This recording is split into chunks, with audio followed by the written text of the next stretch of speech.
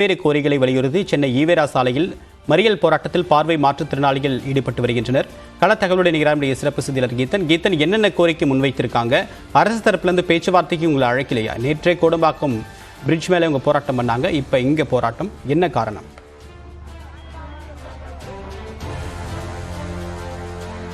பல ஆண்டுகளாக பார்வை மாற்றுத்திறனாளிகள் தங்களுடைய கோரிக்கைகளை வலியுறுத்தி தொடர் போராட்டங்களை முன்னெடுத்து வருகின்றனர். அந்த வகையில் கடந்த 4 நாட்களாக சென்னையில் பல்வேறு கட்ட போராட்டங்களை முன்னெடுத்து வரக்கூடிய பார்வை மாற்றுத்திறனாளிகள் நேற்றைய தினம் கோடம்பாக்கம் நெடுஞ்சாலையில், அதாவது கோடம்பாக்கம் மேம்பாலத்தை இருபுறங்களிலும் மறித்து போக்குவரத்து மறியலில் ஈடுபட்டனர். இதனால் 1 மணி நேரம் நேற்றைய தினம் போக்குவரத்து பாதிக்கப்பட்டது.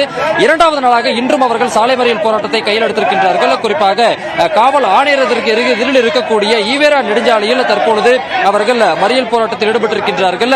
இதன் காரணமாக, அதாவது சென்ட்ரலில் இருந்து அண்ணா நகர் நோக்கி செல்லும் வாகனங்களும், அதே போல அண்ணா நகர் பகுதியில் இருந்து சென்ட்ரல் நோக்கி செல்லும் வாகனங்களும் செல்ல முடியாத நிலை ஏற்பட்டிருக்கின்றது.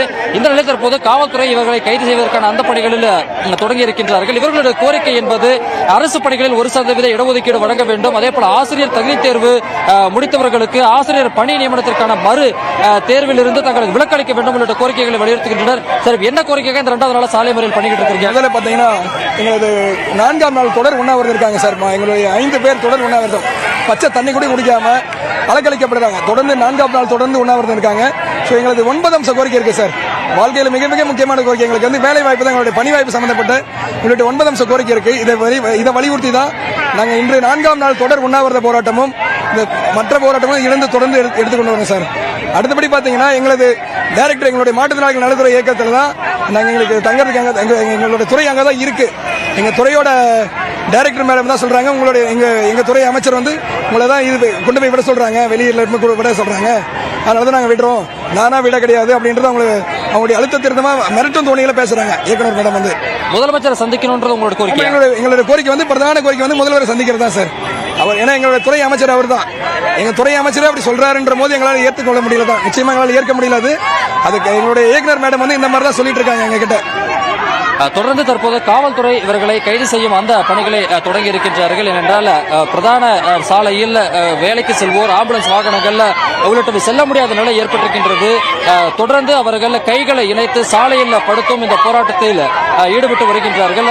தொடர்ந்து இப்போது காவல்துறையினர் வலுக்கட்டாயமாக கைது செய்யக்கூடிய அந்த காட்சிகளை நாம் பார்த்து வருகின்றோம். ஏற்கனவே மாற்றுத்திறனாளிகளுக்கு இடஒதுக்கீடு இருக்கு. பார்வை மாற்றுத்திறனாளிகள் இப்ப 1% இடஒதுக்கீடு எப்படி கேட்கிறாங்க? அரசு இவங்களுக்கு தரல என்ன சிக்கல் இருக்கு கீதன்? கடந்த திமுக ஆட்சியில் மறைந்த கலைஞர் கருணாநிதி அவர்கள் முதலமைச்சராக இருந்தபோது இந்த பார்வை மாற்றுத்திறனாளிகளுக்கு 1% இடஒதுக்கீடு என்பது அமல்படுத்தப்படும். அதாவது ஏற்கனவே மாற்றுத்திறனாளிக்கு 4% இடஒதுக்கீடு உள்ளது பணி வாய்ப்புகளுக்கு. அதில் இவர்களுக்கு 1% அளிப்பதாக அந்த உறுதியளித்திருந்தனர். ஆனால் தற்போது வரை அது அமல்படுத்தப்பட முடியாத சூழல் இருந்து வருவதாக அரசு தரப்பில் தெரிவிக்கின்ற நிலையில்தான் இவர்களுக்கான அந்த பணி வாய்ப்பிற்காக இவர்கள் அந்த 1% இடஒதுக்கீட்டை வழங்க கோரிக்கைகள் வலியுறுத்தி இந்த போராட்டங்களை அவர்கள் முன்னெடுத்து வருகின்றனர். முதலமைச்சரை நேரடியாக சந்திக்க வேண்டும் என்பது இவர்களுடைய கோரிக்கையாக உள்ளது.